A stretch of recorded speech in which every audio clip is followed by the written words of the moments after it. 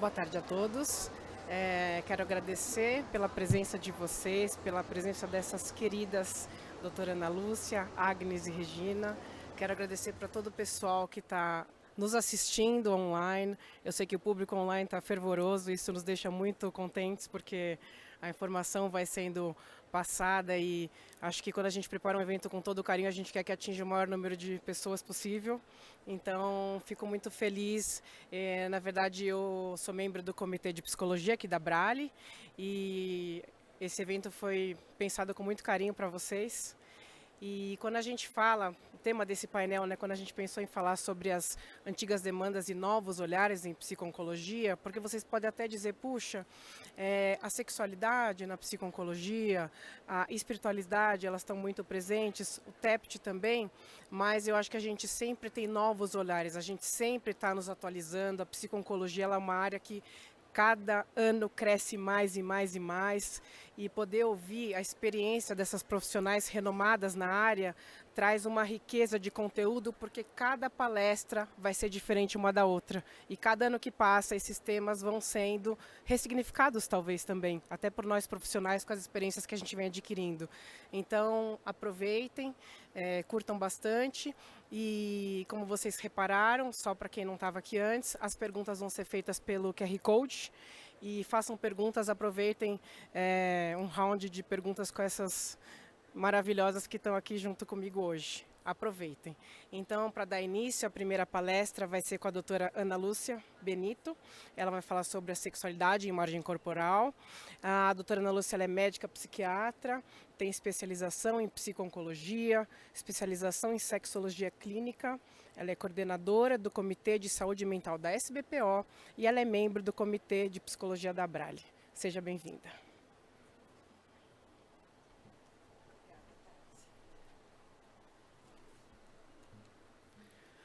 Boa tarde, quase boa noite para todos. Está todo mundo me ouvindo bem? Joia. Vamos lá. Então, antes de qualquer coisa, queria colocar um pouquinho sobre onde eu cheguei, né? Porque eu cheguei na autoimagem, na sexualidade. Eu sou médica psiquiatra e atuo na psiquiatria há muitos anos. E um belo dia eu tive um nódulo na mama. Médico é assim, não vai no mastologista, já vai no amigo oncologista, né? E esse meu amigo falou: nossa, Ana, é tão difícil, eu preciso tanto, né, de psiquiatria para atender meus pacientes. E eu falei: nossa, eu já atendi pacientes com câncer, mas vou estudar um pouco mais a respeito disso.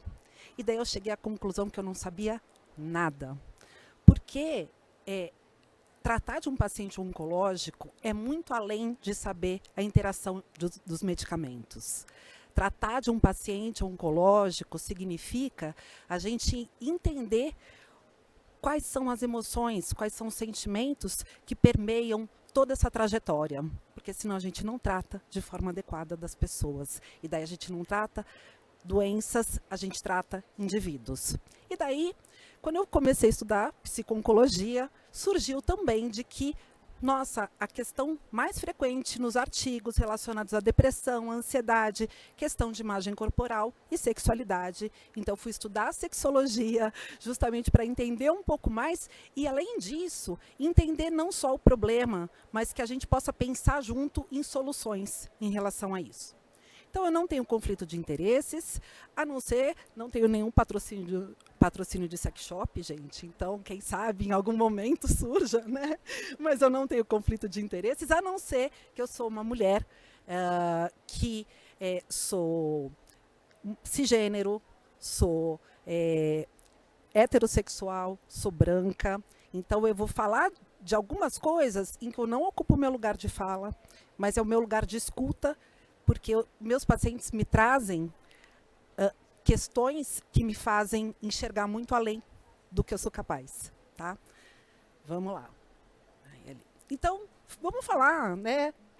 A Luciana falou um pouco sobre a questão de família e eu trouxe aqui também. Não dá para a gente falar sobre sexualidade sem falar sobre a questão de família.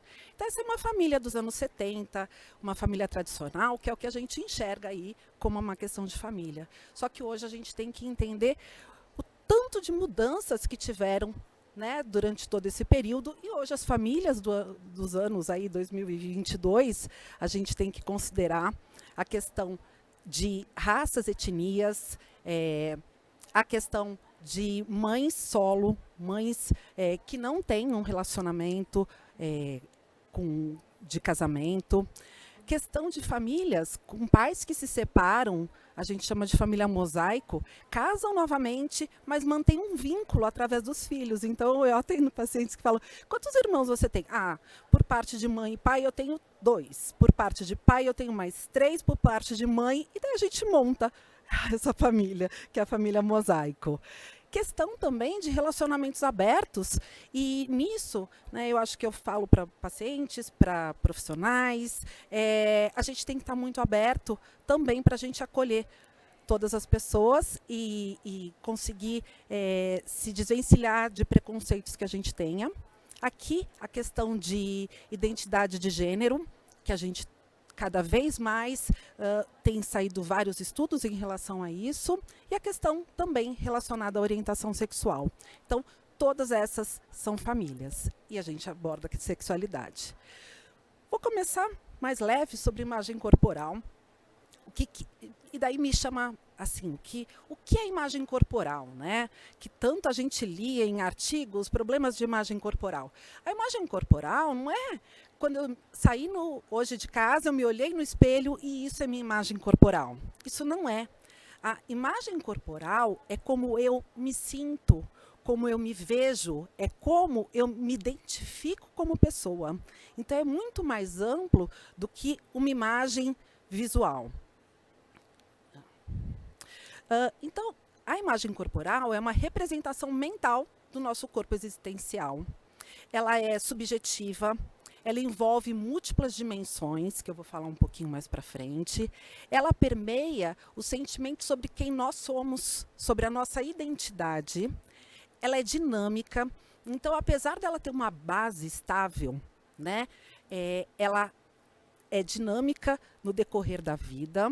E ela influencia o nosso processamento de informações e o nosso comportamento. Então, a forma como eu me vejo, a minha imagem corporal, também vai ter relação em como eu me comporto aqui em relação a vocês. Também vai ter relação com se alguém sair aqui, provavelmente eu vou falar, nossa, será que o problema sou eu? Então, como eu também interpreto situações do meio, tá? Então, imagem corporal. O que mais existe são estudos relacionados ao componente perceptivo, que são aqueles relacionados ao tamanho do corpo, a forma do corpo, o nosso peso, que é o que tem muitos estudos relacionados aos transtornos alimentares. Mas a gente tem bem menos estudos que falam sobre a questão da imagem corporal do ponto de vista atitudinal, que tem relação com as nossas emoções, os nossos pensamentos e nossos comportamentos relacionados à imagem corporal. E daí, como que existem esses componentes, essas dimensões, né, dessa forma? Então, a gente avalia a questão autoavaliativa, que seria o quê? O quanto a minha imagem corporal, minha aparência, está relacionada à minha identidade. Para algumas pessoas, por que algumas pessoas lidam super bem com a questão das mudanças que acontecem e outras pessoas têm tanto sofrimento? E daí tem essas questões, que o quanto, para mim, a minha aparência é fundamental no meu autoconceito, o quanto isso é importante. Outra questão é o componente motivacional, que é o quanto eu gasto tempo, energia relacionada à gestão da minha aparência. Então, com autocuidado, com atividade física, o quanto isso é relevante ou não. E, por fim, né, colocando que as preocupações relacionadas à imagem corporal não estão relacionadas só à aparência, também em relação ao funcionamento do corpo. Então, principalmente quando envolve órgãos genitais, muitas vezes a retirada do útero, por exemplo. Como isso afeta a imagem corporal, né? A gente ouve de tantas mulheres que não é aparente. Ninguém sabe quem tem útero e quem não tem útero, mas o quanto mulheres que passam pela esterectomia chegam descrevendo que se sentem menos femininas, se sentem menos mulher por causa disso. Vou correr, gente. Então, a imagem corporal, ela é formada através de vários aspectos. Então, relações com os nossos pais, isso desde muito precoce, daí entra até a teoria do apego, de Bowlby. Como aquela mãe trata aquela criança, então não come demais, senão você já está acima do peso. Tudo isso vai influenciar. Questão relacionada com nossos pares, com os nossos amigos, a questão do bullying na escola, né, dos nossos primeiros namoros, tudo isso também permeia e forma a nossa imagem corporal. Questões relacionadas a gênero, né, mulheres têm uma preocupação maior em geral do que homens, idade, em geral a nossa preocupação em relação à imagem corporal, durante a vida ela vai se tornando menos importante, não é regra, né, mas é um aspecto, nossa raça e a questão da educação. E também características e alterações físicas e a cultura e influência da mídia, né, que muito se fala hoje sobre o quanto a mídia influencia na minha necessidade de ser aquela pessoa. Minha filha hoje de manhã falou assim, mãe, tira essa foto, não dá para ver agora, mas vocês vão ver depois minha foto. Ela fala, porque todo mundo fala para mim assim, nossa, você está tão bonita nessa foto, nem parece você. E daí eu falo, por quê? Daí minha filha falou, mãe, põe uma mais real de você, porque tem filtro demais. Então, eu falo, mas eu tô tão linda. Bom, vou passar, gente, senão eu vou me perdendo aqui. Então, aqui são algumas das alterações em diversas doenças oncológicas, né, diversos tipos de câncer. Esse slide eu não vou ler, eu só quero dizer que a imagem corporal, ela pode, né, afetar de diversas formas. Então, tem algumas alterações que vão ser estáveis, vão se perpetuar pelo resto da vida, outras são temporárias, algumas são visíveis e outras são invisíveis, e aí cita algumas. Trazer a questão do silenciamento, aquela questão de eu estou muito triste porque meu cabelo está caindo. E daí a resposta que as pessoas dão, isso é bobagem, você tem que agradecer por estar viva. Nossa, mas eu tenho uma vizinha que, nossa, ela saía assim e não estava nem aí para o que os outros pensavam. Ou é assim mesmo, você tem que aceitar e pronto, né? Então, acho que todo mundo que convive no universo oncológico já conhece em relação a isso, e o quanto, eu costumo dizer que quando essa pessoa é silenciada, ela não deixa de sofrer por aquilo, só que ela não tem mais com quem falar a respeito daquilo, né? E isso fica lá preso, não tem com quem conversar em relação a isso. E ainda mais, acaba acarretando vergonha e culpa, e muitas vezes a questão da imagem corporal pode afetar, inclusive, em relação ao tratamento. Aqui eu trouxe um artigo falando sobre 2 anos depois do TMO, então bastante tempo, 70% dos pacientes pós-TMO se sentiam menos atraentes, 39% insatisfeitos com a imagem corporal, a insatisfação corporal, menor qualidade de vida, e tinham 8 vezes maior probabilidade de ter sintomas depressivos. Então, uma relação do sofrimento em relação à imagem corporal com a depressão. Sexualidade, vou me ater isso. A sexualidade, né? Na educação de um profissional de saúde, que a gente aprende, né? Então, se vocês esperam que eu vá falar sobre contracepção, pós-TMO, pós-quimioterapia, não é nada disso que eu vou falar. Inclusive, né, talvez nunca mais eu seja convidada para o TJCC, mas eu vim falar sobre sexualidade mesmo, né, que eu acho que é super importante, e saindo um pouco daquela educação formal. Porque a maior questão para os profissionais de saúde não abordarem sexualidade é porque eles não sabem, eles não aprendem, e isso é uma das grandes questões. Então, eu estou super feliz de ser chamada aqui para falar, para contribuir, eu acho, né, que a gente precisa aprender a respeito disso. Por que uma pessoa faz sexo? Antigamente, era para ter filhos, para procriação.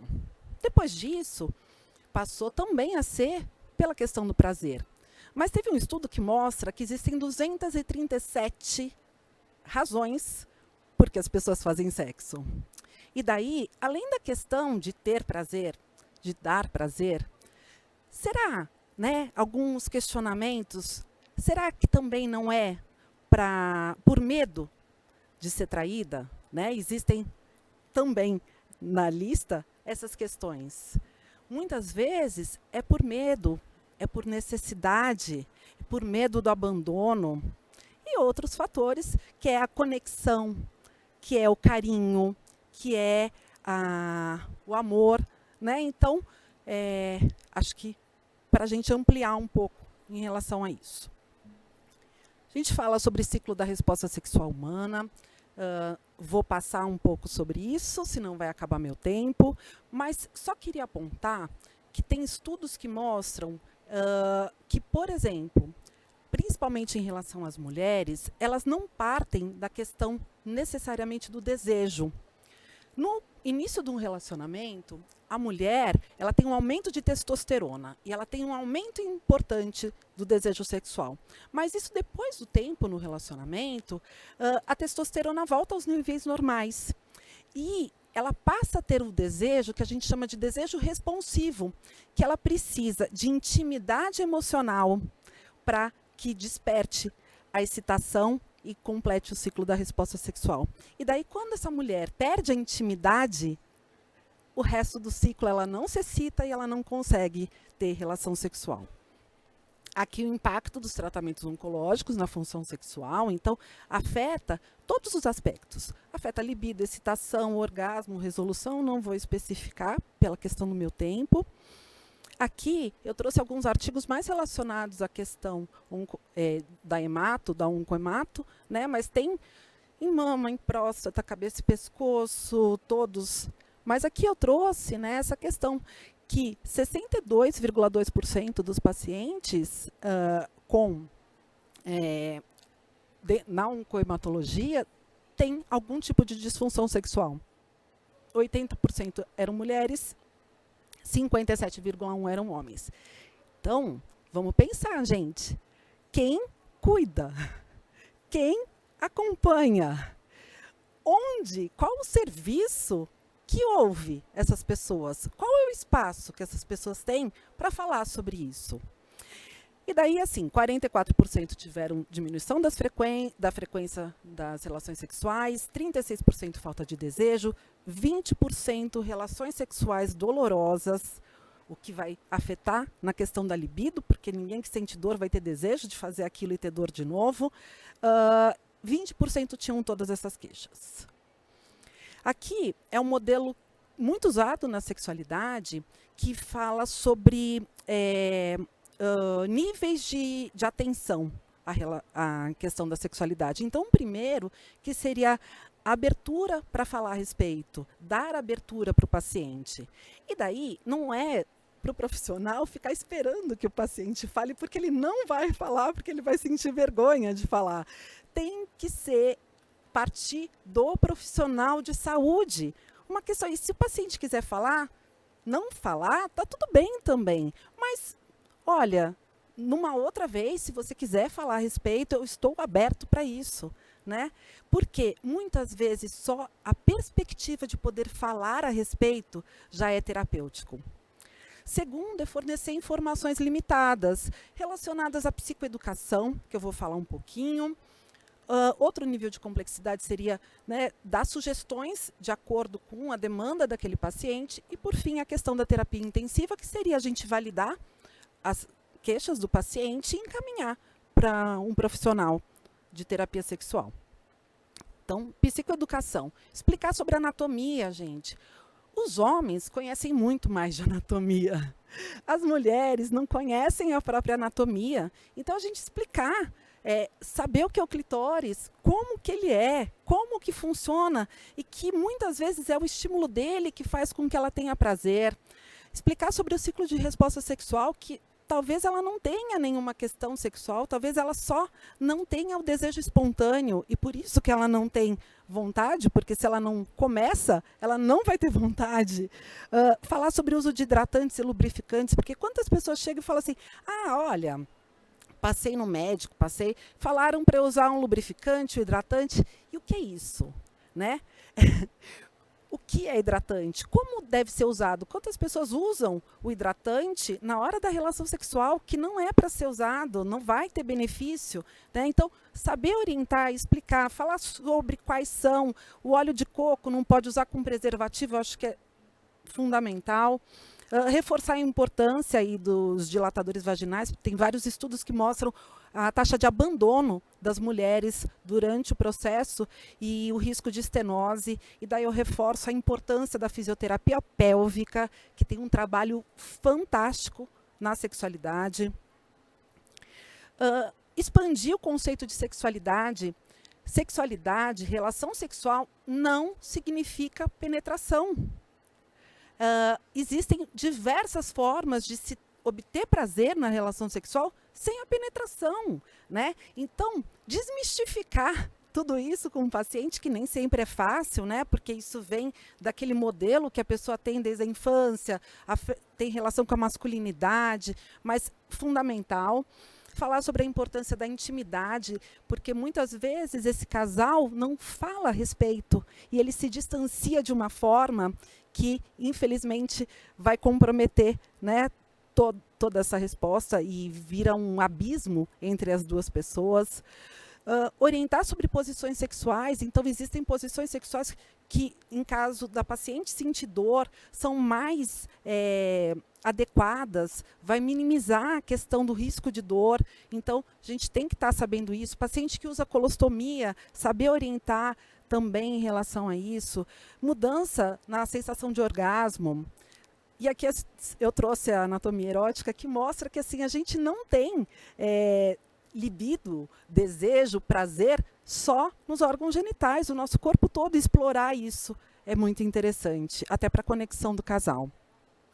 Sugestões específicas, né? Recomendar áudio, livro, filmes, relaxamento, um banho faz muita diferença, um banho terapêutico com uma música. A questão de fantasias eróticas, e daí eu ia até pôr um Batman, né? Mas assim, fantasia erótica não significa a fantasia, né? Significa algo que desperte o nosso desejo, e pode ser um jantar, pode ser atenção. Eu estava conversando, pode ser o homem lavando louça. Eu estava conversando com um amigo meu e ele falou de uma paciente dele que, quando ela chegou, o marido tinha lavado a louça, cuidado dos filhos, estudado para a prova. E ela falou, nossa, isso me deu tanto tesão, porque eu vi o quanto ele estava afim de mim, o quanto eu era desejada por ele, né? Então, essas questões precisam ser exploradas. A comunicação com a parceria e sex toys, que daí eu trouxe alguns, e daí assim, você pode ir no sex shop, mas o que é o quê? Né? Saber orientar essa paciente, eu não vou entrar, mas assim, cada um, às vezes a pessoa fala, um vibrador é um negócio imenso, não é do tamanho de um batom, e pode ser muito terapêutico também, no sentido de aumentar a percepção corporal, estimular a questão dos nervos, a vasodilatação da região. Então, inclusive, um exercício terapêutico para paciente, o uso dos dilatadores. Por fim, não deduzir a orientação sexual ou a prática sexual do paciente. A importância da educação sexual para adolescentes e jovens adultos é outro aspecto que a gente precisa pensar a respeito, porque ele está numa fase em que ele nunca teve uma relação sexual antes. O quanto isso acaba afetando, né, em relação ao desenvolvimento. Pessoas solteiras também têm vida sexual. E eu tirei slide, pus slide, eu acabei pondo de volta esse, porque eu acho que a gente precisa falar sobre isso, sobre a violência, né, contra a mulher. Mulheres com câncer também estão aí e sofrem violência, né? Tem um artigo, eu fiz uma revisão, tem um artigo que fala que 10% das mulheres, durante o tratamento ativo do câncer, sofrem violência. Isso não são dados brasileiros. A violência afeta o atraso no rastreamento de colo de útero. A gente tem 2 artigos, um de Vitória e um do Rio de Janeiro, de que mulheres que sofrem violência acessam menos exames de rastreamento de colo de útero. Então, e as políticas públicas estão relacionadas a denuncie, ligue 180. E eu acho que a saúde precisa também se apropriar dessa pauta, que não é só o judiciário, porque a saúde é um espaço de acolhimento. Então, eu acho que a política de ligue 180 e denuncie, se você também não se sentir preparada para denunciar, nos procure, que a gente vai te acolher. Então, é isso que eu queria passar. Queria agradecer muito o espaço. E esses são meus contatos. Tá bom? Obrigada.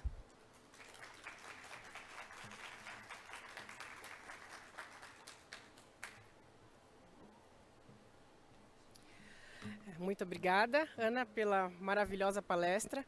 Eu sempre falo que o papel mais difícil do moderador é ter que cortar as palestras, né, quando elas são ótimas, e a gente fica numa saia justa, porque o tempo está passando e tem que ter tempo para pergunta, a organização deve apitar que tem que acabar e a gente tem essa dificuldade.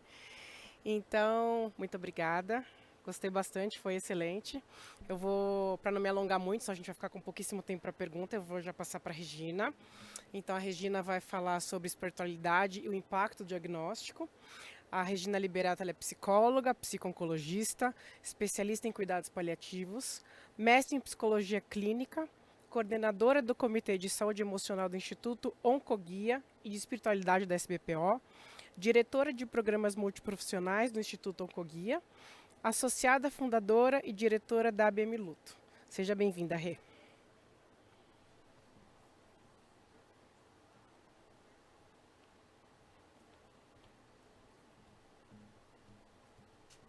Boa tarde. Vocês estão me ouvindo? Foi bom tirar, porque senão eu vou ficar curiosa de saber quem está falando aqui no meu pescoço. Querer saber qual é o motivo, qual é o assunto. É uma honra, né, estar nessa mesa com as minhas colegas que estão sempre comigo e estar falando para esse espaço do TJCC sobre espiritualidade. Vou deixar nesse slide contar uma historinha antes. A primeira vez que eu pesquisei espiritualidade foi do ano de 2000. Eu estava trabalhando num hospital especializado em câncer e eu fui chamada para atender uma pessoa. E essa pessoa estava num sofrimento absurdo porque estava em cuidados paliativos, estava em processo de morte e ela tinha recebido a visita de um voluntário, cujo voluntário queria que ela acreditasse num Deus específico que ela não acreditava. A pessoa era ateu e a conversa da pessoa que era voluntária ali era na tentativa de ajudá-lo, porém na discussão a respeito de algo que ele acreditava e não o paciente acreditava. Quando eu parei para atender essa pessoa, eu entendi que talvez a gente precisaria abrir um pouco o olhar a respeito de espiritualidade, abrir mais do que naquela época a gente podia abrir, porque a gente discutia questões que eram específicas, voltadas para religião e religiosidade. Hoje, depois da pandemia, a pandemia foi um evento muito especial em relação à espiritualidade, porque ela desvelou a necessidade de a gente olhar para o cuidado emocional. E no cuidado emocional, as estratégias a respeito da espiritualidade foram muito procuradas. Por quê? Porque quando a gente está muito amedrontado, o humano, quando está muito amedrontado, quando ele está num lugar onde é muito escuro, quando ele se sente sozinho, abandonado, necessitando de ajuda, ele olha além de si mesmo. Em neurociências a gente até fala de uma representação no cérebro que a gente chama de ponto de Deus. Na cidade, hoje, durante a pandemia, tem um artista de rua que chama Eduardo Cobra, que entregou ao Hospital das Clínicas 2 obras dele. Essa é uma delas, que foi entregue aos profissionais de saúde, chama Ciência e Fé, e ele entregou mais uma. Ela foi entregue. Só que na época que ela foi entregue, tinha uma demanda voltada para doação de sangue e ele acoplou os 2 interesses, né? Porém, eu vou falar para vocês que eu não consigo enxergar o que está ali, eu vou ser obrigado a olhar aqui para trás, tá bom? A idade é boa para a sabedoria, mas para o olho ela é péssima. Então, essa obra chama Metamorfose e foi dedicada aos doentes, numa perspectiva de fé e esperança. O Cobra é um cara muito interessante, porque ele distribuiu pela cidade pedidos a respeito de fé. Ele já tinha uma outra obra que foi feita numa época onde ele teve uma perda muito significativa, e essa obra chama A Mão de Deus. Tem uma mão embaixo da água e uma mão vindo de cima, pegando a mão de quem está embaixo da água para puxar. A próxima obra foi entregue no início da pandemia. Jesus, eu fiz alguma coisa? Eu apaguei. Ah, não. Essa é minha cara. A próxima obra é um mural que foi entregue na Igreja do Calvário, em Pinheiros. E esse discurso foi feito pelo padre Norberto, que disse assim, vocês estão me ouvindo? Eu estou longe do microfone. Ao longo da história, a humanidade, ao quebrada pelo sofrimento, ao mesmo tempo que pela fé, procura o seu sentido pela inspirada ciência, busca a sua superação. Esse singelo painel, de autoria do renomado artista Eduardo Cobra, acentua o altruísmo de homens e mulheres que se unem no mundo inteiro para minimizar tanta dor, tanta morte, tanto pranto. O Covid-19 traz uma dor que flagela a humanidade, exige uma resposta da ciência e, ao mesmo tempo, lança um apelo às nossas religiões. Entre as vozes dissonantes da incerteza, a humanidade pela fé e ciência se alia à arte, que no seu simbolismo comunica o anseio mais profundo de nossa alma, de uma terra sem males. As expressões religiosas no lançamento do mural estão comprometidas com a vida, a paz e a esperança. Essa obra alia a outras questões relacionadas já ao conceito novo de espiritualidade. Em 2000, quando eu conversei com aquele senhor, que foi a primeira pessoa que eu atendi e que me despertou para a necessidade de pesquisas em relação à espiritualidade, a arte já salvou muitas pessoas que precisavam expressar a questão espiritual e não se identificaram por questões relacionadas a um paradigma religioso. Justificativa da espiritualidade na psico-oncologia. Eu trouxe dois trabalhos, um de 2015, outro de 2020. O de 2015 foi feito no Hospital de Barreto, na época chamava Barreto, hoje chama Hospital Amor, né?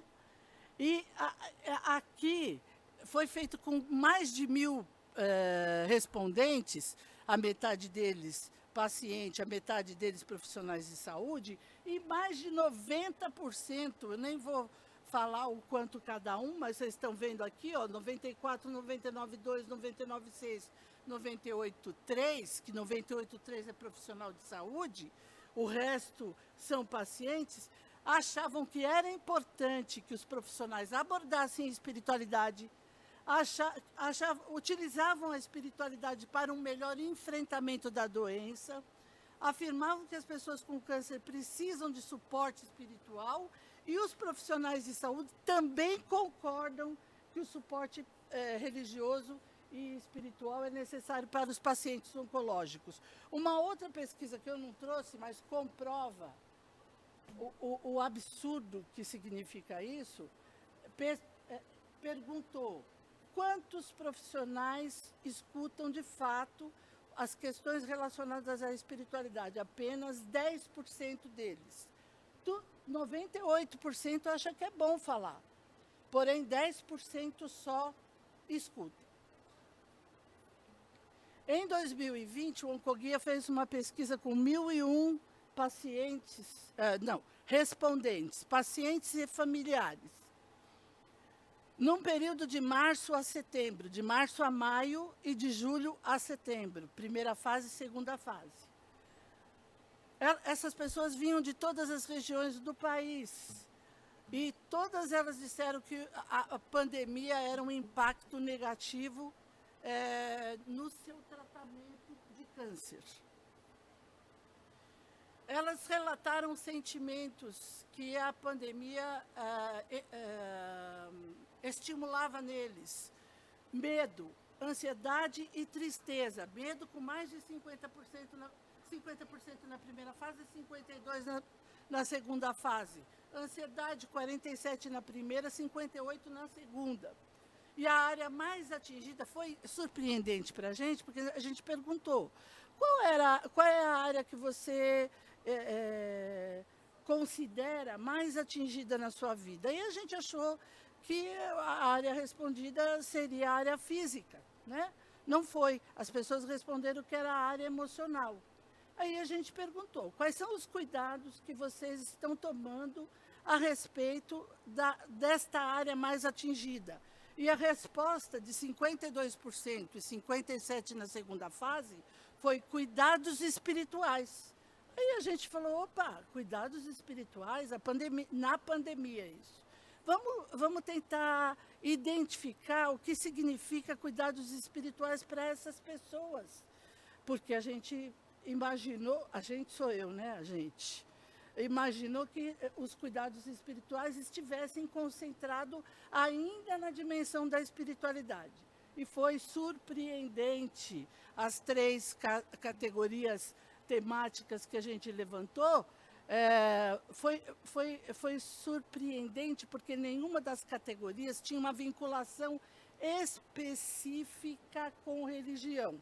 Todas essas pessoas que escolheram tinham respostas mais voltadas para a questão religiosa, mas escolheram fé como contribuinte no bem-estar geral, crença em um ser superior ou espiritual que auxilia em adversidades, o que dá alívio e conforto, e crenças pessoais interferindo na construção da identidade pessoal, tanto no desenvolvimento quanto no enfrentamento e também no ajustamento. Ajustamento quer dizer adaptação, no sistema de adaptação. Adaptação em câncer é muito importante.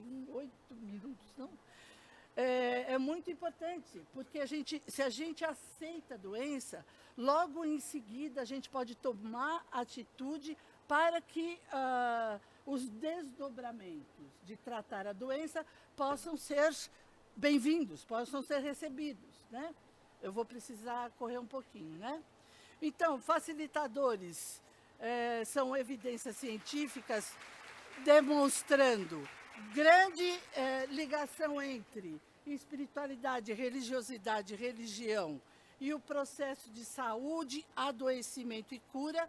Porém, espiritualidade e saúde ainda é algo que a gente precisa decodificar melhor. Uma pioneira em pesquisa em espiritualidade, chama Cristina Pukowski, está desenvolvendo uma pesquisa atualmente para saber esse paradigma sobre espiritualidade e saúde. A gente sabe mais sobre espiritualidade e o processo da doença, né? E o bom é que quando a gente discutiu e pesquisou mais espiritualidade, a gente aceitou melhor a ideia do homem holístico, o homem com várias dimensões, inclusive a dimensão espiritual. Eu vou passar.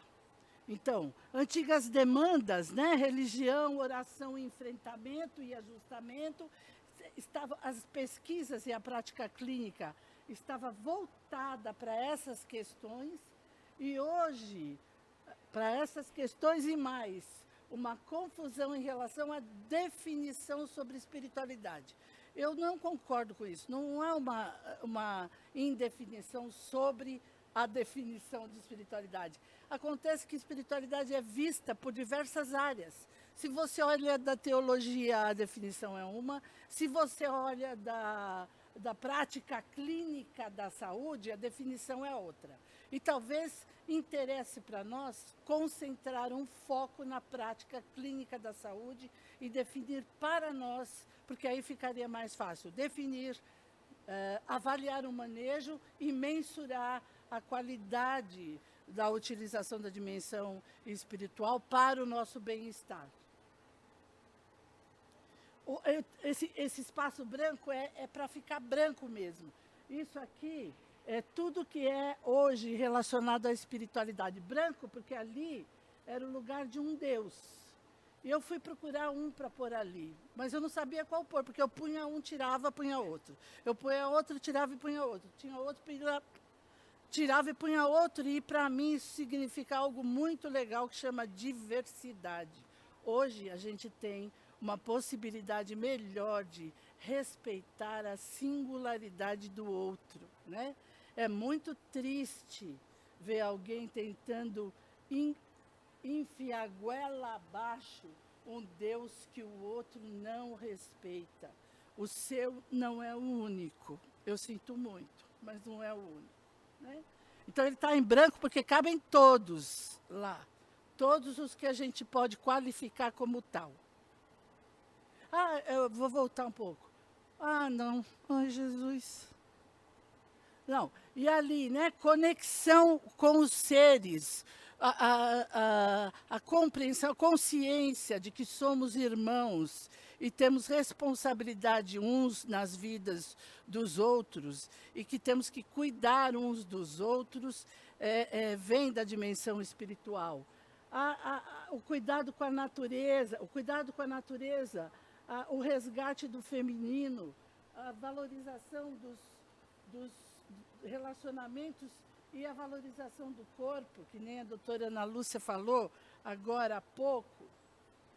Né? Hoje, a espiritualidade está relacionada a cuidados integrativos. Eu fui assistir uma reunião científica, está incluso em cuidados integrativos práticas espirituais. E a Cristina Pukowski estava nessa reunião e estava abrindo a possibilidade da gente se associar a uma fundação que hoje treina várias pessoas a respeito da abordagem espiritual. Isso trabalha com uma questão que é colaborativa, inclui diversos agentes da área da saúde para capacitação daquilo que é próprio do humano, de ouvir a dor humana de uma maneira mais amplificada, e com certeza a gente vai conseguir enfrentar uma doença de uma maneira menos dolorida. Então, cuidados integrativos, conexão consigo, com o outro e com a natureza, a resiliência, valores, força de caráter e virtudes. Há uns 4 anos atrás me pediram para escrever um capítulo sobre virtudes para pôr num livro que chama Tratado de Espiritualidade. Um tratado enorme de espiritualidade eu escrevi. E alguém me disse, nossa, Regina, você não tem medo de escrever sobre virtudes, né? Está tão fora de moda falar sobre virtudes. Ainda bem que a psicologia positiva resolveu resgatar o que é força de caráter, né? E a gente pode falar de novo a respeito do que é virtude. Né? Equidade é virtude. Respeitar a diversidade é virtude. Incluir, conectar é virtude. Então, construtos relacionados à espiritualidade, sentido e propósito de vida, transcendência, conexão com algo, alguém superior e sagrado, né? Outro dia eu estava conversando com alguém que é religioso, um religioso, me dizendo: Regina, qual a sua definição sobre sagrado? E ele disse: onde é que você acha que está o sagrado? Falei: bom, o seu não sei, o meu está dentro de mim, o meu está na minha vida, o meu está aonde eu vivo, né?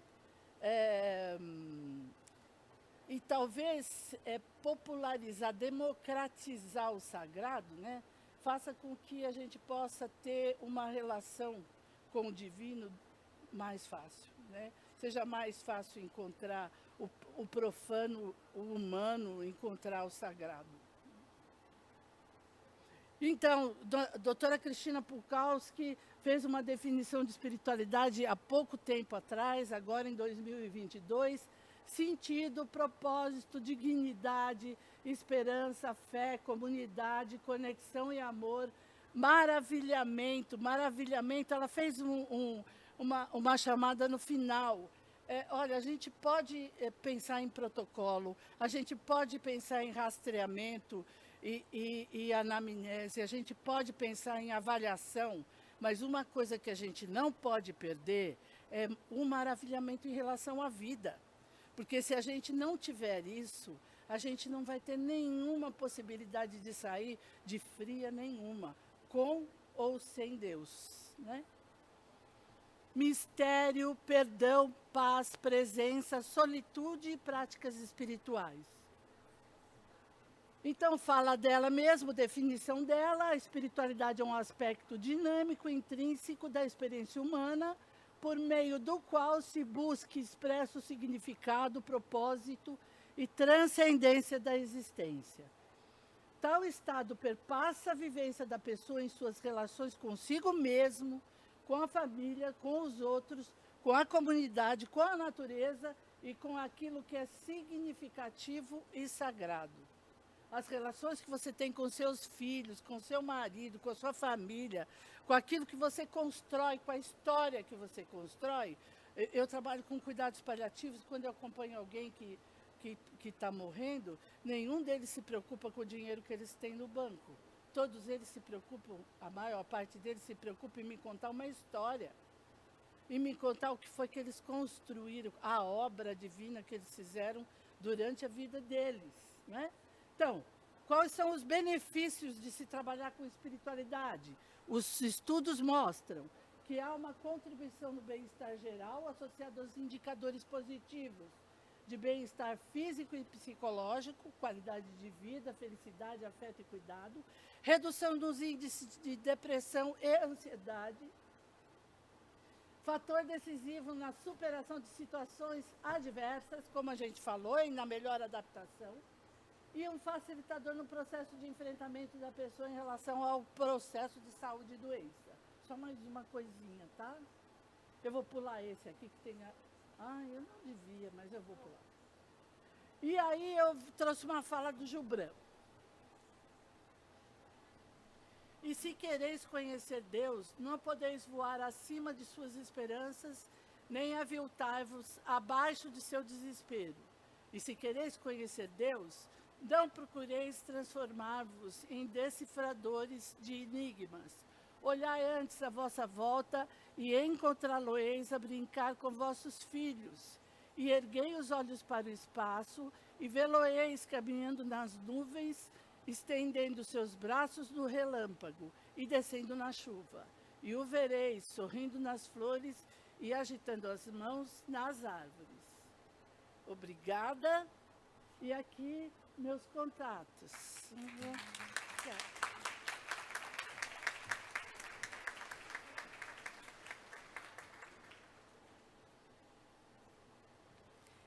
Muito obrigada, Regina.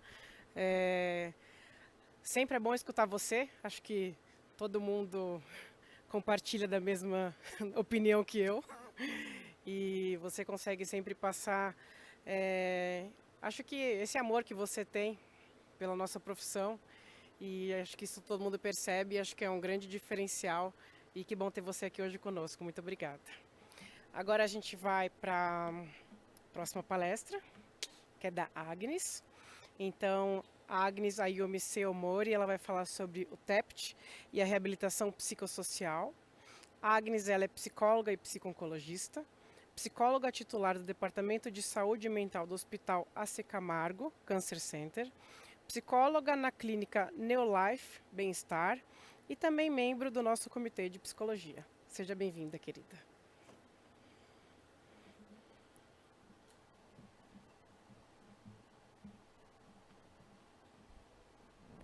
Consegue me ouvir?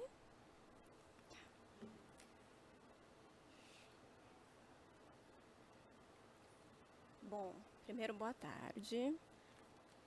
Obrigada, Abrale, obrigada ao TJCC pelo convite. A gente está muito feliz.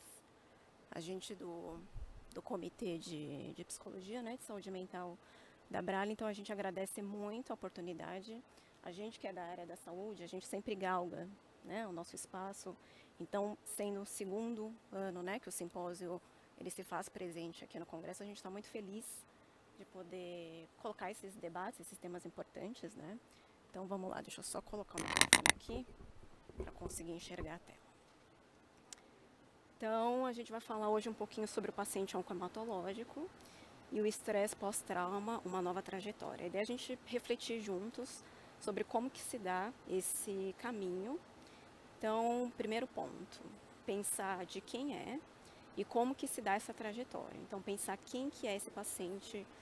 Aqui a gente fala de paciente oncohematológico, um paciente oncológico, enfim.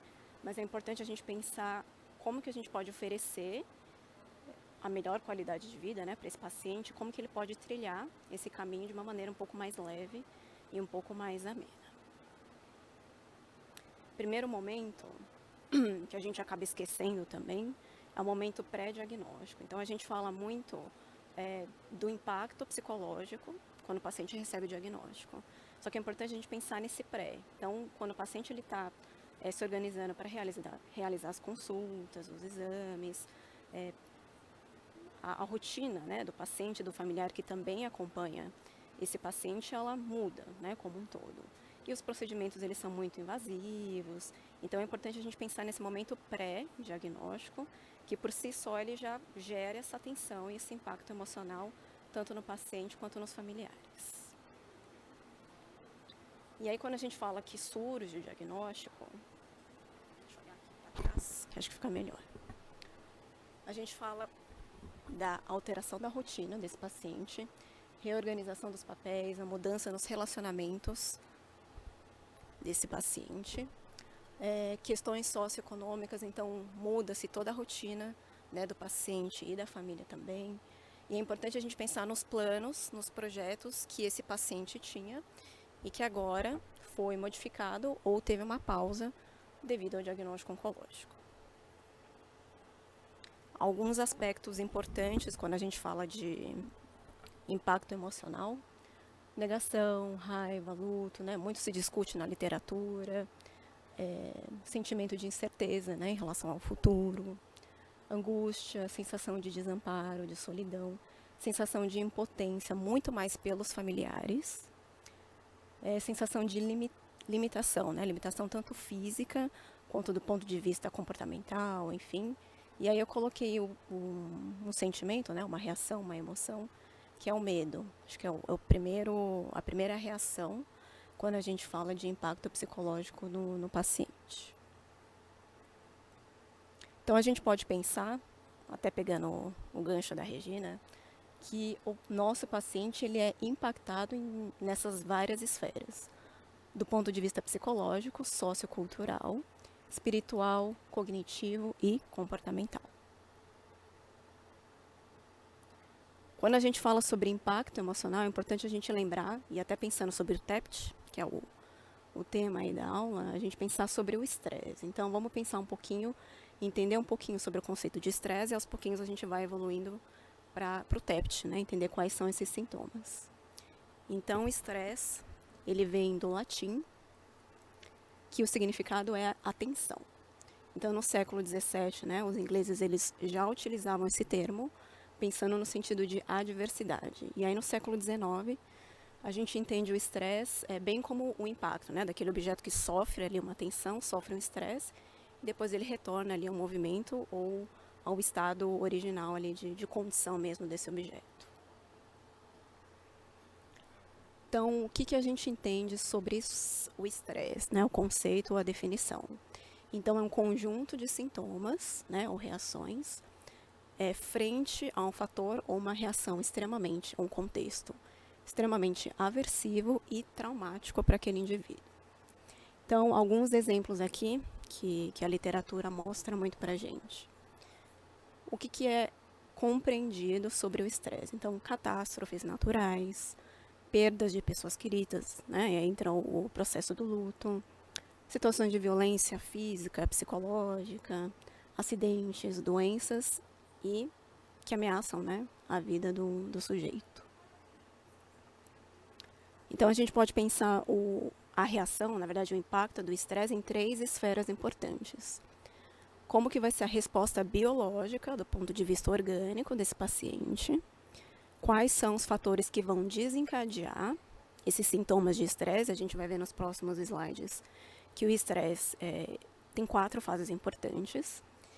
E pensando no contexto, né, no conceito do estresse, qual que é a relação do sujeito com o ambiente que ele está inserido? A gente pode lembrar um pouquinho do Winnicott, que ele fala bastante sobre a influência do ambiente no indivíduo. 2 classificações básicas sobre o estresse. Então, o estresse agudo. Então, o paciente ele é colocado diante desse contexto aversivo e traumático. E depois que ele é retirado desse ambiente aversivo, esses sintomas eles cessam. E aí, quando que ele é considerado crônico? Quando existe uma manutenção desses sintomas, então é um processo acumulativo. E aí quando o estresse ele é classificado como crônico, ele acaba interferindo na imunidade, né, do organismo ali do paciente e, consequentemente, abre portas para que esse organismo seja mais vulnerável do ponto de vista biológico. Conceito básico de estresse. Então, é um estado de tensão que gera essa sensação de desequilíbrio no organismo através desses 4 componentes: orgânico, psíquico, mental e hormonal. 4 fases importantes. Aqui no slide ele fala modelo quadrifásico de Lippe. Lippe é o sobrenome de uma psicóloga, ela chama Marilene Novaes Lippe. Ela é uma psicóloga bastante conceituada quando a gente fala de definição e conceitos de estresse. A gente vai ver nos próximos slides alguns manuais e algumas escalas que essa psicóloga desenvolveu. Então, 4 fases importantes. Primeira fase é a fase de alerta.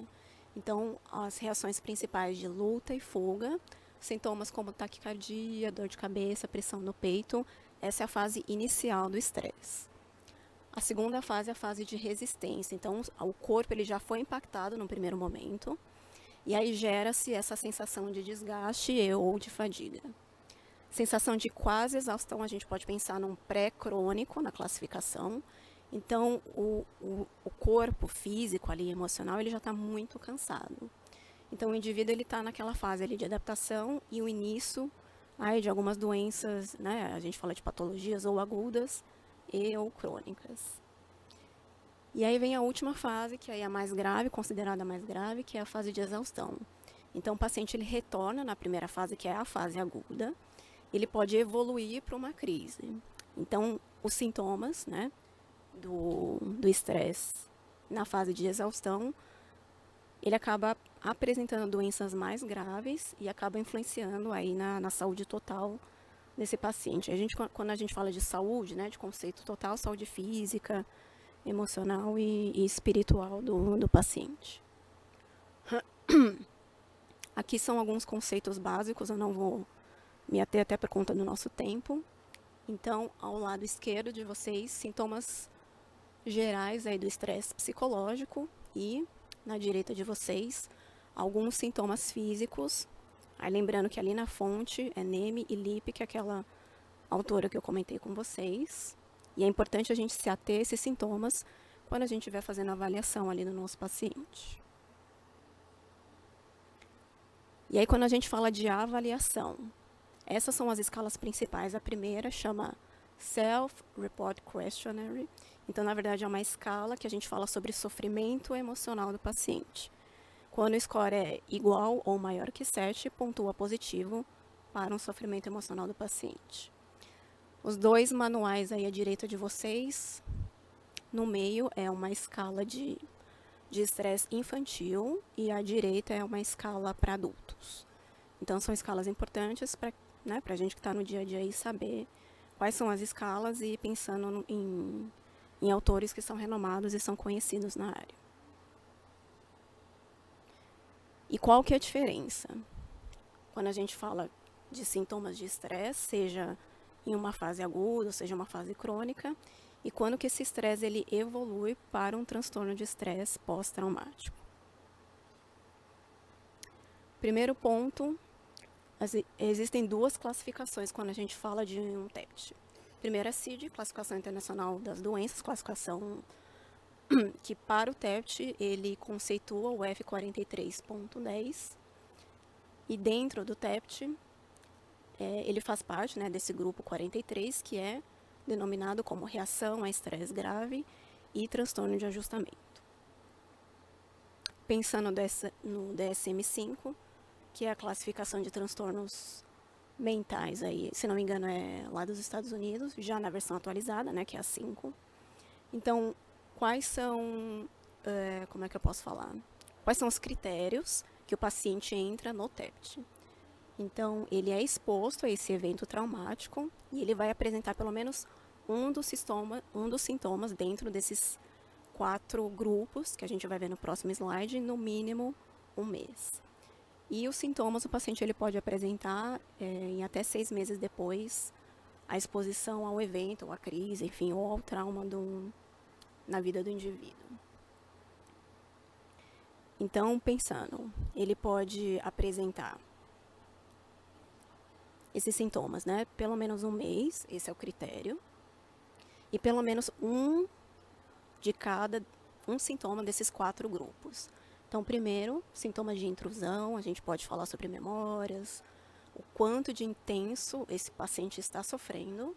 O segundo grande grupo, esquiva, então pensamentos, memórias, quando esse paciente ele começa a evitar locais e pessoas que tragam à memória aquela situação traumática ali e desconfortável para aquele paciente.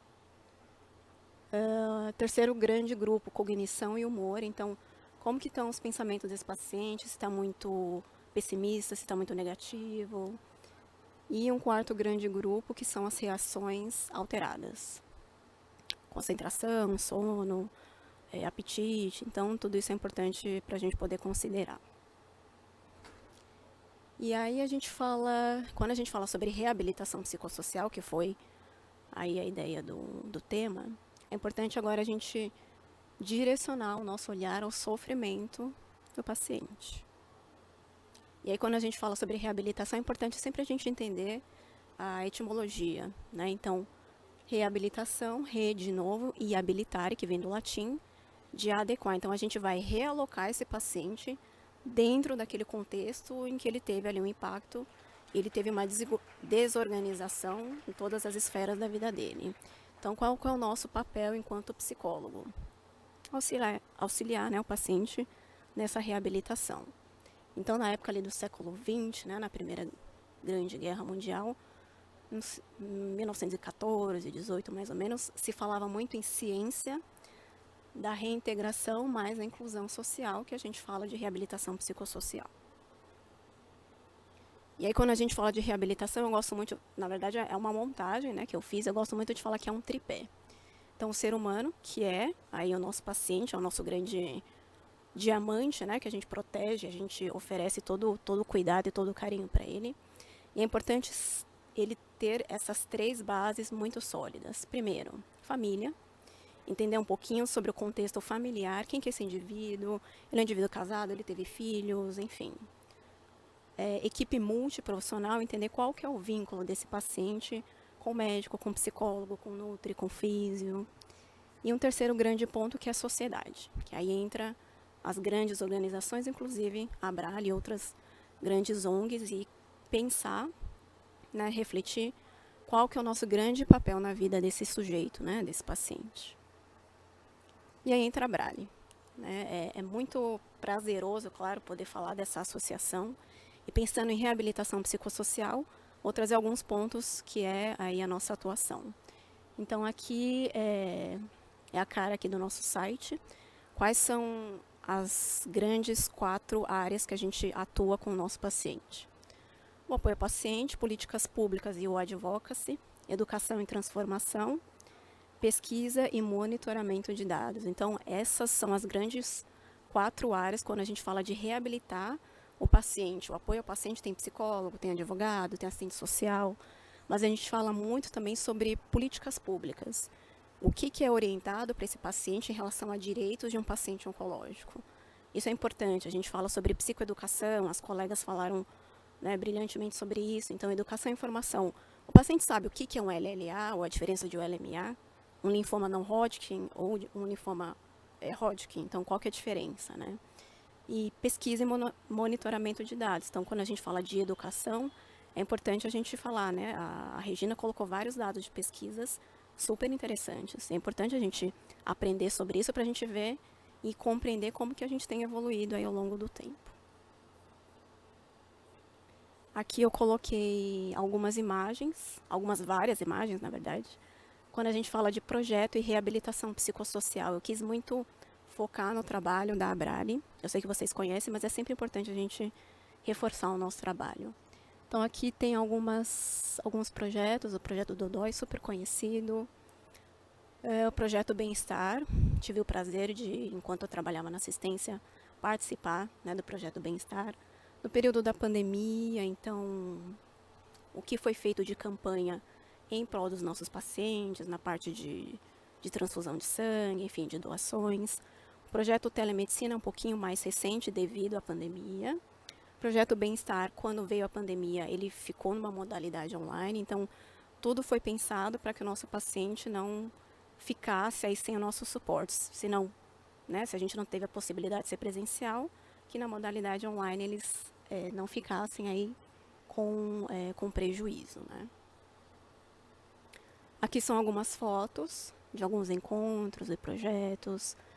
Quando a gente fala de reabilitação psicossocial, eu fiz questão de colocar muitas fotos e imagens, porque acho que isso caracteriza muito qual que é o papel, pensando em readaptar e realocar novamente esse paciente na sociedade.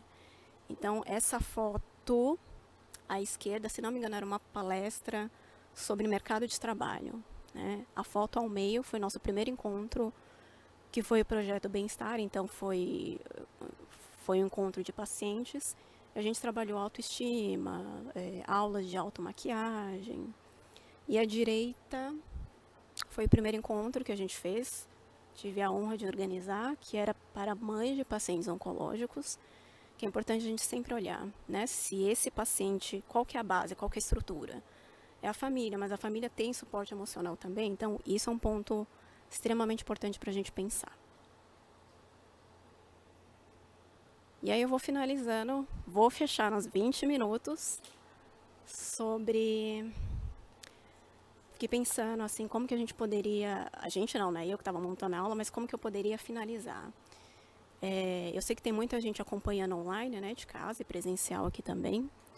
Mas, na verdade, assim, eu acho que se a gente consegue fazer cada um de vocês refletirem, a gente já cumpriu aqui nosso papel enquanto comitê de psicologia. Então, é muito importante, assim, a gente oferecer esperança. Quando eu pensei na palavra esperança, lembrei do Paulo Freire, que ele fala do verbo esperançar, né? E aí coloquei esse trechinho que ele fala assim: esperançar é se levantar. Esperançar é ir atrás, esperançar é construir, esperançar é não desistir. Esperançar é levar adiante, esperançar é juntar-se com outros para fazer de outro modo. E aí, até finalizando, assim, e pensando qual que é o papel, né, do Comitê de Psicologia, é que a gente possa estimular reflexões e que cada um, seja presencial, né, ou online, possa ser multiplicador, gosto muito dessa palavra, possa multiplicar tudo isso que a gente discutiu em pauta. Seja sobre o TEPT, seja sobre espiritualidade, seja sobre sexualidade. Então, se a gente conseguiu atingir colegas que não sejam da área de saúde mental, colegas da área da saúde, então a gente cumpriu o nosso papel e a gente fica muito feliz, né? E, para finalizar, tá chegando ao final, gente. Eu gosto muito dessa frase do Sartre, filósofo, que ele fala assim. Ele pontua, né, ele conceitua que a esperança, então, é essa energia que promove a vida. Então, imagina esse paciente, uma frase que a gente ouve muito, né, dos pacientes é que o chão abriu. Então, a gente tem esse papel, né, enquanto sociedade, enfim, enquanto responsabilidade social, de trazer à tona esse paciente e falar, sim, você tem poder e a gente está aqui junto com você. Isso é importante. Então, o Sartre, ele fala assim, na emoção é o corpo que, dirigido pela consciência, muda suas relações com o mundo para que o mundo mude suas qualidades. Se a emoção é um jogo no qual acreditamos. Esse símbolo eu não conhecia, não sei se vocês conhecem, e aí fui pesquisar ali para fechar, né, a aula. Esse símbolo é o símbolo da gratidão, não sei se tem algo associado com a parte oriental, enfim, mas eu achei um símbolo bonito, e aí para ir finalizando sobre essas reflexões, né, para a gente poder agradecer a presença novamente de cada um de vocês, quem está em casa, quem está aqui. Esqueci de colocar meu contato, mas não tem problema, depois eu passo para vocês. Aqui são as minhas referências. Obrigada.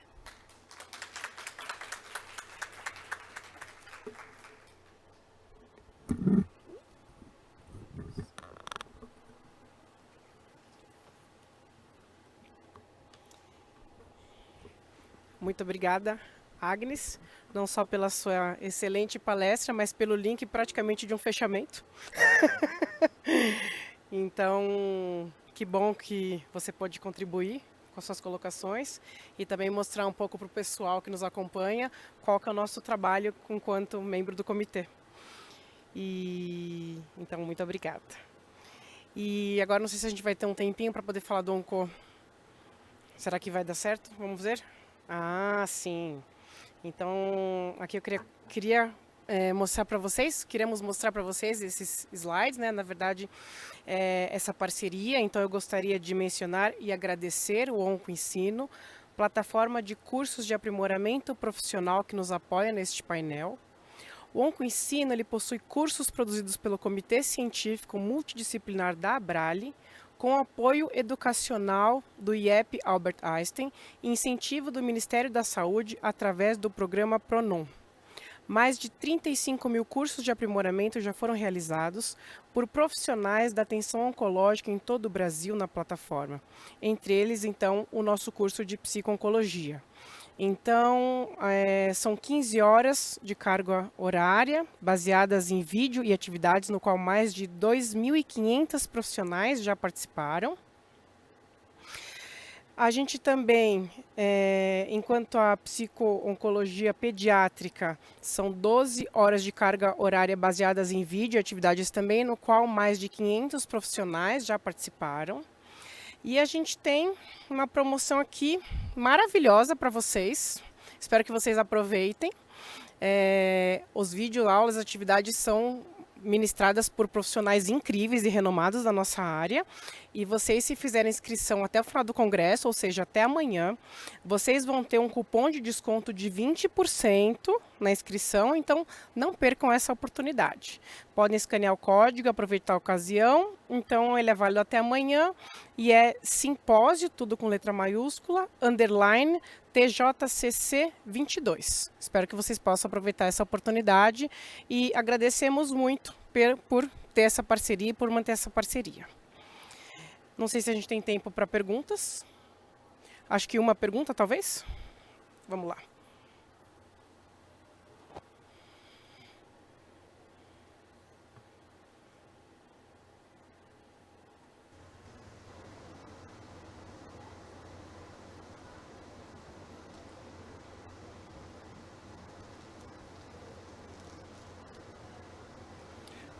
Então, vamos lá. A primeira questão é da Tamara. Na verdade, acho que a gente só vai ter tempo para uma questão, tá, pessoal? Eu sei que a gente tem horário para encerrar, infelizmente, mas vamos fazer então essa primeira pergunta, que é a pergunta da Tamara. Em relação ao TEPT, a questão do TEPT somente aparece em sintomas após 6 meses do evento traumático? Antes disso não é considerado? Então essa pergunta vai para a Agnes. Olha, Tati, pensando em cronologia, assim, os dados, né, quando eu fui montar a aula, ali ele fala que os sintomas, então ele é considerado do TEPT no mínimo 1 mês, ou pelo menos 1 mês, né, que esses sintomas eles foram apresentados, e ele pode surgir depois dos 6 meses. Então, acho que a gente pode pensar em sintomas caracterizados como doença, né, como patologia do TEPT, mais de 1 mês. Pelo menos foi o que eu entendi, né, na literatura, assim. No mínimo 1 mês, e aí, a partir disso, né, do 2º mês, já é considerado como TEPT. E aí, o que eles ressaltam, na verdade, na literatura, é que o TEPT, ele pode se apresentar em até 6 meses. Pode complementar, sim. Antes do diagnóstico de TEPT, na verdade, a gente considera pós-traumático, ou seja, a partir de 1 mês. Antes de 1 mês, quando surgem sintomas antes, logo depois do evento traumático, é chamado de transtorno de estresse agudo. Então tem uma mudança aí na nomenclatura, mas são praticamente os mesmos sintomas, só muda essa questão relacionada ao tempo, né? O TEPT foi um diagnóstico que surgia no pós-guerra. Então, classicamente a gente tem aquela imagem dos veteranos do Vietnã que apresentavam sintomas muito depois de terem retornado da guerra. Né? E depois isso foi ampliando para catástrofes naturais, e hoje tem essa discussão relacionada à violência e também sobre doenças ameaçadoras à vida. Muito obrigada. Meninas, vocês me escutam bem com esse microfone? Então, para finalizar, pena que a gente não tem mais tempo para as outras perguntas, mas estamos um pouquinho em cima da hora. Eu quero agradecer a presença de todos vocês, de forma presencial, de forma online. Eu quero agradecer a Regina, a Agnes e a Ana. Eu queria comentar com vocês também que, como a Agnes mesmo colocou, eu acho que estar no TJCC é muito importante para nós. Quando esse comitê foi montado no nosso primeiro ano, uma das nossas falas do grupo foi como pode no TJCC não termos um módulo ou um simpósio de psicologia. Então a gente vinha nos eventos, assistia todas as outras e falava, onde nós estamos? Nós estamos, talvez, na fala de algumas pessoas, mas onde está o nosso espaço? Então, a gente tem um exemplo, 6º simpósio de fisioterapia, a gente tem 9º simpósio de alguma outra área da saúde e onde nós estamos. Então, estamos muito orgulhosos de estar aqui com o nosso 2º simpósio. O ano passado, a gente teve um evento online, e que foi um marco muito importante, que esse seja o 2º de muitos, né? Muito bom contar com a presença de vocês. A gente teve um dia muito enriquecedor. E comentar também, até para fazer um fechamento, que nós, enquanto psico-oncologistas, não sei se vocês repararam, mas é algo que eu gosto muito de trazer nos eventos, psico-oncologistas somos todos. Então, a gente tem a doutora que é médica, a gente tem as nossas colegas psicólogas psico-oncologistas, mas a gente tem as fisioterapeutas psico-oncologistas, a gente tem as fonoaudiólogas psico-oncologistas. Então, todos os profissionais de saúde, eles podem ser profissionais psico-oncologistas. Então, eu acho que é muito mais amplo do que o termo psico-oncologista como psico só para psicólogos. Eu acho que nós somos um time com um olhar muito especial para todas as questões da oncologia, quer seja para o atendimento com o nosso paciente, com os nossos familiares, com os profissionais de saúde. A gente tem um cuidado muito especial com todos os membros envolvidos, né, e todas as repercussões e das repercussões emocionais. Todas nós gostamos muito de pesquisas científicas para que a gente possa aprimorar o conhecimento e levar para uma quantidade maior de pessoas. Então, por isso também a gente tem muito orgulho de estar aqui presente, deixar a nossa marca. E acho que a gente encerra esse painel com muita alegria, e agradecendo ao TJCC pela oportunidade e que a gente possa sempre caminhar todos juntos para um futuro melhor. Muito obrigada.